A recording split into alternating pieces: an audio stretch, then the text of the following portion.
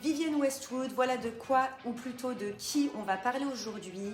Vivienne Westwood, c'était bien plus qu'une créatrice de mode, c'était une icône punk, une révolutionnaire et une activiste. Je dis c'était car malheureusement, elle nous a quittés en 2022.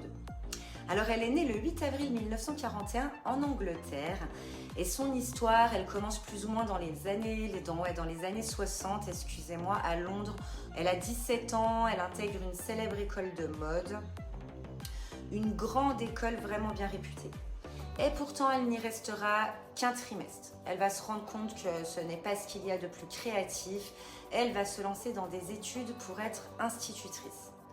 Ce qu'elle fera du coup pendant quelques années. Mais elle ne peut pas s'empêcher de créer, c'est comme ça, elle a une âme de créatrice. Donc elle fabriquait des bijoux le soir après le travail et elle allait les vendre le week-end sur un marché. En 1962, elle rencontre son premier mari, Derek Westwood. Directeur d'une boîte de nuit, ils ont un enfant ensemble et ils avaient une vie plutôt classique. Et 4-5 ans plus tard, elle rencontre Malcolm McLaren. Elle quitte son mari pour cet étudiant en art anti-système. Ils achètent une boutique de vêtements punk dont ils changeront 5 fois le nom.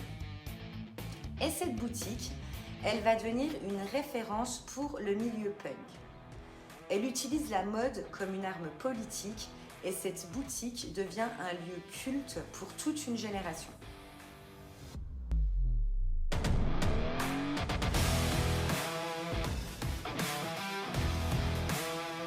Malcolm McLaren devient le manager des Sex Pistols, ce groupe formé en 1975, mais il ne va pas durer très longtemps, je crois 3 ans, un seul album, 4 singles. Pourtant, ce groupe il a une postérité monumentale. Dans leur album, il y a des titres assez provocateurs.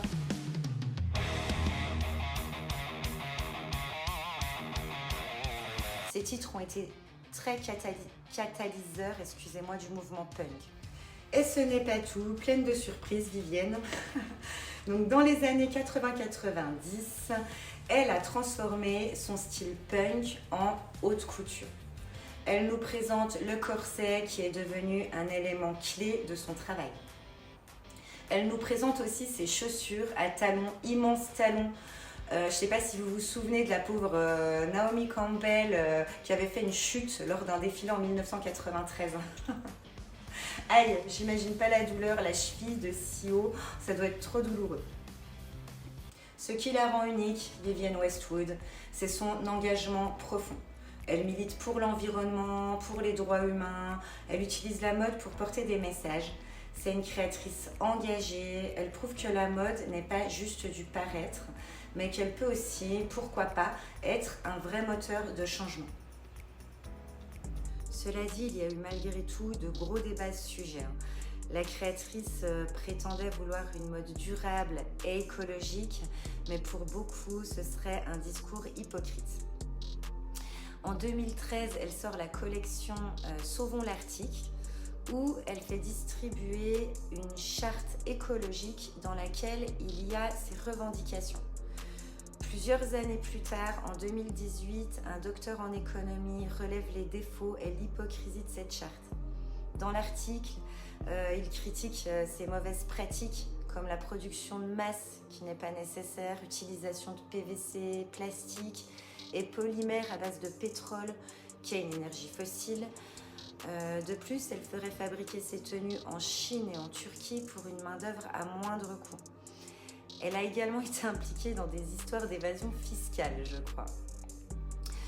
Et beaucoup vont critiquer également la qualité de ces bijoux qui sont faits en laiton et à base de cuivre et de zinc qui peuvent être allergènes.